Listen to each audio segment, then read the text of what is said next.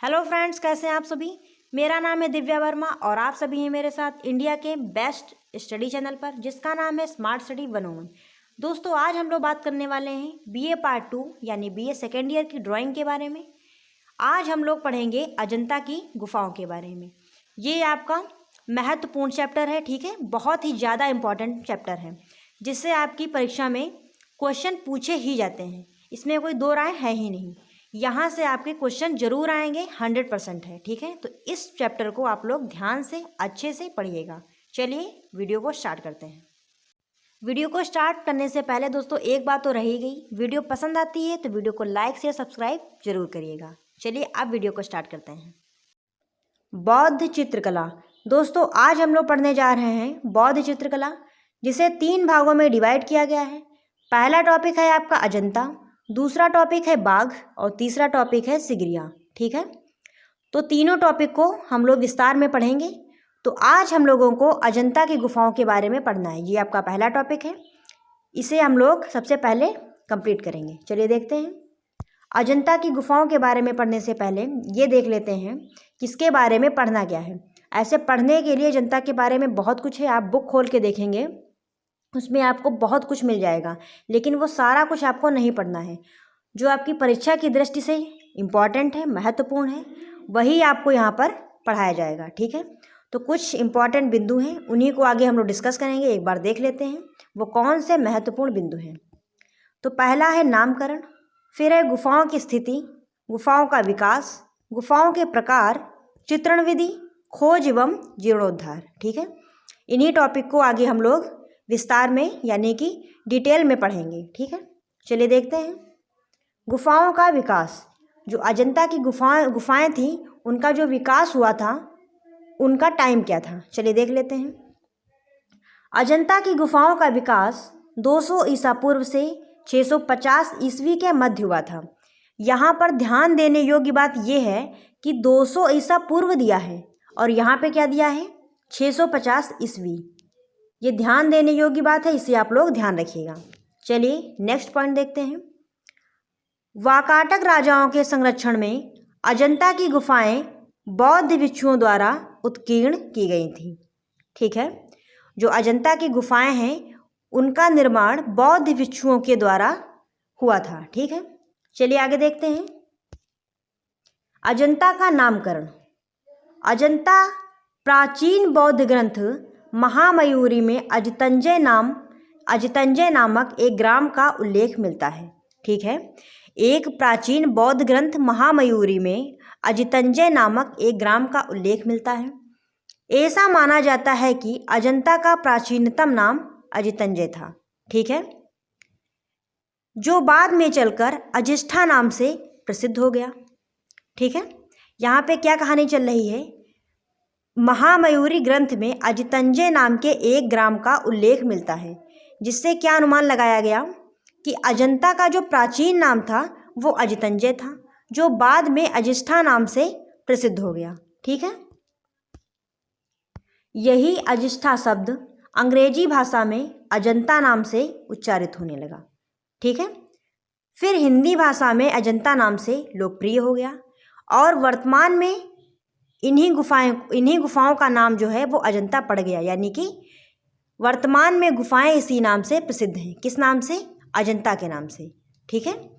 तो ये इनका नामकरण का पूरा प्रोसेस था, ठीक है। कैसे क्या अजंता का नाम पड़ा, तो सारा कुछ हम लोग देख चुके हैं। चलिए आगे देखते हैं। गुफाओं की स्थिति। अजंता की ये विश्व प्रसिद्ध गुफाएं महाराष्ट्र राज्य के औरंगाबाद जिले में स्थित हैं। अजंता की गुफाएं महाराष्ट्र राज्य में औरंगाबाद जिले में स्थित हैं। ये कला मंदिर मध्य रेलवे के जलगांव स्टेशन से लगभग 61 किलोमीटर और औरंगाबाद केंद्र से लगभग 106 किलोमीटर दूरी पर अवस्थित है। जो अजंता की गुफाएं हैं वो जलगांव स्टेशन से लगभग 61 किलोमीटर की दूरी पर हैं और औरंगाबाद केंद्र से 106 किलोमीटर की दूरी पर स्थित हैं। अजंता की गुफाओं से 6.5 किलोमीटर पहले फरदापुर ग्राम है। यहीं से होकर दर्शकों को जाना पड़ता है। अजंता की गुफाओं से पहले 6.5 किलोमीटर पहले ही एक गांव पड़ जाता है जिसका नाम है फरदापुर, जहां से होकर दर्शकों को जाना पड़ता है। अजंता की ये गुफाएं पहाड़ को काट कर विशाल घोड़े की नाल के आकार में बनाई गई हैं। ठीक है, जो अजंता की गुफाएं हैं उनका आकार कुछ इस प्रकार का है, यानी कि कह लीजिए अर्धचंद्राकार। ठीक है, या फिर घोड़े की नाल का आकार। और इसके सामने से एक सकरी सी नदी बहती है जिसका नाम वाघोरा है। अजंता की जो गुफाएं हैं उनके सामने से एक नदी बहती है सकरी सी, जिसका नाम क्या है? वाघोरा। चलिए आगे देखते हैं। अजंता की खोज। अजंता की इतनी महत्वपूर्ण गुफाएं लगभग 1200 वर्षों तक भारत में अनभिज्ञ रहीं। 1200 वर्षों तक भारत में अनभिज्ञ रहीं, यानी कि 1200 वर्षों तक अजंता की गुफाओं के बारे में कोई कुछ भी नहीं जानता था। ठीक है, फिर क्या हुआ? 1819 ईस्वी में मद्रास रेजिमेंट की एक फौजी अधिकारी को आखेट के समय इन गुफाओं का पता चला। ठीक है, फिर आगे देखते हैं।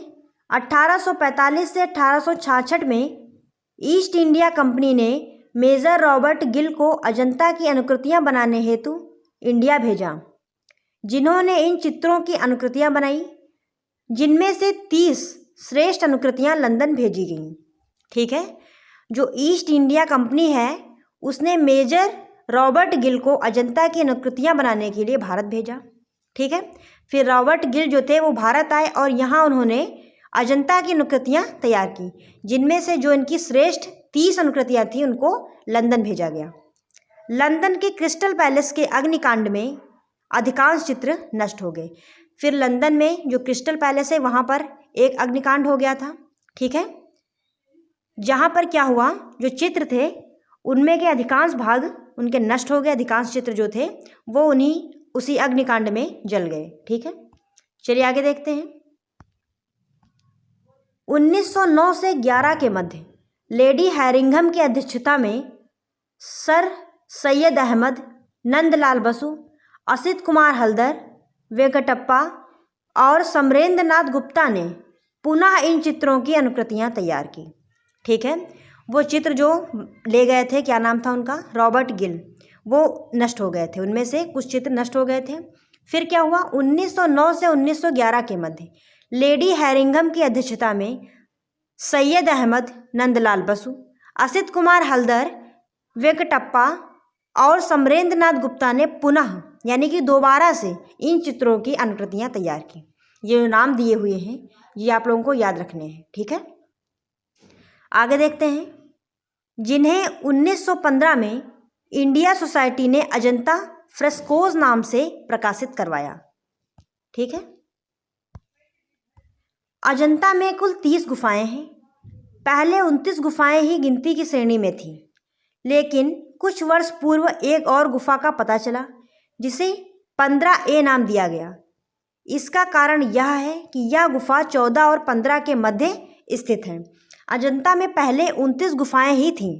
ठीक है, फिर क्या हुआ? कुछ समय बाद में क्या हुआ, एक और गुफा खोजी गई जिसका नाम क्या रखा गया? 15A। ठीक है, चलिए आगे देखते हैं। चित्रण विधि। अब हम लोगों को देखना है जो अजंता की गुफाएं हैं वहाँ पर जो चित्र मिले हैं उनकी जो चित्रण विधि है, किस तरीके से उन चित्रों का निर्माण किया गया है, वो सारा कुछ यहाँ पर हम लोग देखेंगे। दोस्तों, अगर आप लोगों को वीडियो पसंद आ रही है तो वीडियो को लाइक ज़रूर करिए। ठीक है, एक लाइक तो ज़रूर बनता है। चलिए आगे देखते हैं। चित्रण हेतु पत्थर की खुरदरी दीवारों पर खड़िया, गोबर, स्थानीय मिट्टी व पत्थर के छोटे छोटे कणों को अलसी के पानी में कई दिनों तक भिगोकर चट्टानों पर उनका लगभग 1 इंच का मोटा प्लास्टर कर समतल दीवार तैयार की जाती थी। ठीक है, सबसे पहले क्या किया जाता था, जिस दीवार पे उनको चित्र करना होता था उस पर खड़िया, गोबर, स्थानीय मिट्टी या पत्थर के छोटे छोटे टुकड़ों को अलसी के पानी में कई दिनों तक भिगोकर चट्टानों पर उनका लगभग 1 इंच मोटा प्लास्टर किया जाता था। ठीक है, फिर आगे देखिएगा। कभी कभी छत के प्लास्टर में धान की भूसी को भी मिलाया जाता था। ठीक है। प्लास्टर पर एक पतली सी परत सफ़ेदी की चढ़ाई जाती थी, जो अक्सर चूना या स्थानीय खड़िया हुआ करती थी। जो प्लास्टर तैयार किया जाता था उस पे सफ़ेदे की एक परत चढ़ाई जाती थी, जो किस चीज़ की होती थी? चूने या फिर खड़िया की। चलिए आगे देखते हैं। गुफाओं के प्रकार।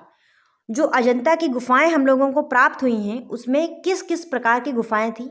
तो पहला है चैत्य गुफाएं और दूसरी हैं विहार गुफाएं। ठीक है। चैत्य गुफाओं की संख्या 5 है और विहार गुफाओं की संख्या 24 है। चलिए आगे देखते हैं। अब चैत्य गुफाएं, नाम तो कह दिया चैत्य गुफाएं, लेकिन चैत्य गुफाएं हैं क्या? चैत्य गुफाएं जो हैं वो विहार गुफाओं से किस प्रकार अलग हैं वो यहाँ पर देखेंगे। चैत्य गुफाएं पूजा उपासना के लिए होती थी। 9वीं, 10वीं, 19वीं, 26वीं और 30वीं गुफाएं चैत्य गुफाएं हैं। ठीक है। जो चैत्य गुफाएं होती थी उनका जो मुख्य उद्देश्य क्या होता था? पूजा उपासना के लिए बनाई जाती थी। चैत्य गुफाएं पूजा उपासना के लिए बनाई जाती थी। गुफा नंबर 9, 10, 19, 26 और 30 ये आपकी सारी चैत्य गुफाएं हैं, यानी कि चैत्य गुफाएं हैं। चलिए आगे देखते हैं। विहार गुफाएं। यह गुफाएं बौद्ध भिक्षुओं व साधुओं के रहने का स्थान थीं। ठीक है। जो आपकी विहार गुफाएं थी वो बौद्ध भिक्षुओं के रहने का स्थान थी। चैत्य गुफाओं के अतिरिक्त से सभी विहार गुफाएं हैं। ठीक है। जो चैत्य गुफाएं आप लोगों ने पीछे पढ़ी हैं कौन कौन सी थी, उनको छोड़ के जितनी भी गुफाएं बच जाती हैं वो कौन सी थी? विहार गुफाएं। ठीक है। इन गुफाओं को संघाराम भी कहते थे। जो विहार गुफाएं थी उनको संघाराम भी कहते थे। चलिए आगे देखते हैं। गुफा संख्या 9। ठीक है। अब कुछ गुफाएं हैं जिनके बारे में हम लोगों को पढ़ना है, जहाँ पर चित्र हम लोगों को प्राप्त हुए हैं। ठीक है। सारी गुफाओं में चित्र नहीं मिले हैं। ठीक है। कुछ ही गुफाओं में चित्र प्राप्त हुए हैं तो उनके बारे में एक बार देख लेते हैं।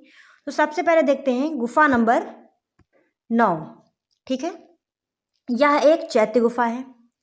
यह लगभग 100 वर्ष पूर्व चित्रित की गई थी। जो गुफा संख्या 9 है वो लगभग 100 वर्ष पूर्व चित्रित की गई थी। इस गुफा का एक प्रसिद्ध चित्र पूजा स्तूप का है। चित्र में लगभग 16 व्यक्तियों का एक समूह स्तूप की ओर जाता हुआ दर्शाया गया है, प्रदर्शित किया गया है। ठीक है। चलिए आगे देख लेते हैं। दाईं ओर के भाग में शंख, शहनाई, झांझ और मृदंग बजाते हुए वादक चित्रित हैं। एक अन्य चित्र नाग पुरुष का है। पर्वत कंदरा पर 2 नाग पुरुष वृक्ष की छांव में बैठे हैं। ठीक है। इसी गुफा में पशुओं को खदेड़ते हुए चरवाहे अंकित किए गए हैं। ये सारे आपके चित्रों के टॉपिक हैं जो आप पढ़ रहे हैं, ये सारे चित्रों के टॉपिक हैं। ये चित्र वहाँ गुफा पर बने हुए हैं। ठीक है। चलिए आगे देखते हैं। गुफा संख्या 10। समय की दृष्टि से यह अजंता की पहली गुफा के समान चैत्य गुफा है। ठीक है। जो आपकी गुफा संख्या 10 है यह अजंता की पहली गुफा मानी जाती है। ठीक है। और साथ ही क्या है, यह एक चैत्य गुफा है। यह गुफा सातवाहन काल में ईसा से प्रायः 200 वर्ष पूर्व की है। ठीक है। गुफा के पीछे का भाग घोड़े की नाल की तरह है। ठीक है। अंदर एक स्तूप है। चलिए आगे देख लेते हैं। इस गुफा के प्रमुख चित्र, इस गुफा के कुछ प्रमुख चित्र हैं, चलिए उनको भी एक बार देख लेते हैं। तो पहला चित्र है छदंत जातक, साम जातक, बोध वृक्ष की पूजा के लिए जाता राजा का जुलूस। ठीक है। जो ये छदंत जातक, साम जातक जो हैं ये एक बहुत बड़ी अपने में कहानियाँ हैं। अगर आप लोगों को सुनने का मन हो तो आप लोग कमेंट बॉक्स में कमेंट करके बता सकते हैं। इस पे भी एक वीडियो आप लोगों को मिल जाएगी। ठीक है। ऐसे काफ़ी जातक कथाएं आप लोग को आगे भी मिलेंगी। अगर आप लोग सुनने के इच्छुक हैं, जानने के इच्छुक हैं, तो आप लोगों को बस एक कमेंट डालना है। ठीक है। जैसे आप लोगों के कमेंट आएंगे, अगर बहुत ज़्यादा कमेंट आ रहे हैं तो इस पर आप लोगों को एक वीडियो ज़रूर मिलेगी। ठीक है। चलिए आगे देखते हैं। और गाइस लाइक करते रहिए। ठीक है। लाइक करने में कोई भी कंजूसी मत कीजिएगा। चलिए आगे देखते हैं। गुफा संख्या 16। प्राप्त अभिलेख के अनुसार इस गुफा का निर्माण 475 ईस्वी से 500 ईस्वी के मध्य वाकाटक राजा हरिसेन के मंत्री वाराह देव द्वारा निर्माण करवाया गया था। ठीक है, जो गुफा संख्या 16 है इसका निर्माण 475 ईस्वी से 500 ईस्वी के मध्य हुआ। ठीक है, और जिसका निर्माण राजा हरिसेन के मंत्री वराह देव द्वारा कराया गया था। इस गुफा में बौद्ध के जीवन से संबंधित 14 जातक कथाएं अभी भी सामान्य स्थिति में हैं। ठीक है, यानी कि जो बौद्ध जीवन से संबंधित जो चित्र वहाँ पर हैं वो अभी भी सामान्य स्थिति में हैं, यानी कि अभी कुछ टूटे फूटे नहीं हैं, आप उनको अच्छी तरीके से देख पाएंगे। ठीक है, चलिए आगे देखते हैं। इस गुफा के प्रमुख चित्र: माया देवी का स्वप्न, धर्मोपदेश, नंद की दीक्षा, हस्ती जातक, महा उमंग जातक, नंद कुमार का वैराग्य, असित मुनि से वार्तालाप, सुजाता की खीर, मरणांसन राजकुमारी। ठीक है, चलिए आगे देखते हैं। गुफा संख्या 17। इस गुफा का निर्माण 350 से 500 ईस्वी के मध्य वाकाटक राजा हरिसेन के एक श्रद्धालु मंडलाधिपति ने करवाया था। ठीक है, जो आपकी गुफा संख्या 17 है उसका निर्माण 350 ईस्वी से 500 ईस्वी के मध्य हुआ था। ठीक है, जिसे वाकाटक वंश के राजा हरिसेन के एक श्रद्धालु मंडलाधिपति ने करवाया था।